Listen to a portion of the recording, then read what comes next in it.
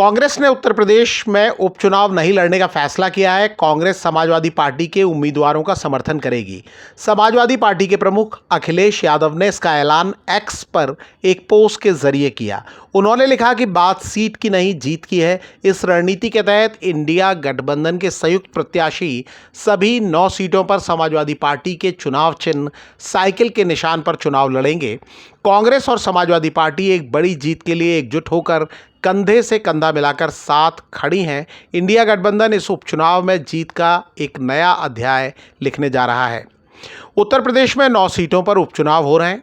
इसके बाद कांग्रेस नेता अविनाश पांडे ने एक प्रेस कॉन्फ्रेंस की और बताया कि कांग्रेस ने एकमत से ये निर्णय लिया है कि वो उपचुनाव में नहीं उतरेगी। कांग्रेस नेता ने कहा है कि भाजपा को हराना उनकी ज़्यादा बड़ी प्राथमिकता है। वो अपने इंडिया गठबंधन दल के प्रत्याशियों की पूरी मदद करेंगे। महाराष्ट्र की बारामती सीट पर एक बार फिर पवार परिवार के बीच मुकाबला देखने को मिलेगा। शरद पवार के एनसीपी ने यहां अजीत पवार के भतीजे युगेंद्र पवार को टिकट दिया है।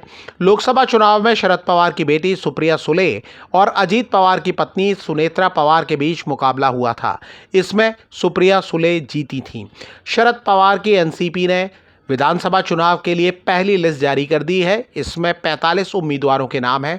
पार्टी के नेता जयंत पाटिल ने बताया कि बारामती में लोगों की मांग पर युगेंद्र पवार को टिकट दिया गया है। युगेंद्र पवार अजीत पवार के बड़े भाई के बेटे हैं। अजीत पवार अभी तक बारामती में अजेय रहे हैं। वो यहां से 7 बार चुनाव जीत चुके हैं। लोकसभा चुनाव में शरद पवार के गुट ने 8 सीटें जीती थीं। तब अजीत पवार के गुट को सिर्फ 1 सीट मिली थी। प्रधानमंत्री नरेंद्र मोदी और चीन के राष्ट्रपति शी जिनपिंग के बीच करीब 5 साल बाद हुई दोतरफा बातचीत ने दुनिया का ध्यान खींचा है। चीन के मीडिया ने इस खबर को प्रमुखता से जगह दी है। पीएम मोदी और जिनपिंग की मुलाकात ब्रिक्स समिट के दौरान रूस के कजान में हुई। चीन के ग्लोबल टाइम्स ने फुडन यूनिवर्सिटी के लिन मिनवोंग के हवाले से लिखा है कि चीन भारत संबंध सुधार की राह पर है। अखबार ने अमेरिका की भी बात की है। अखबार ने लिखा है कि अमेरिका बहुत ही अनिश्चित और अविश्वसनीय पार्टनर है। अखबार के मुताबिक अमेरिकी विदेश नीति में नवंबर में होने वाले राष्ट्रपति चुनाव के बाद यू टर्न देखने को मिल सकता है।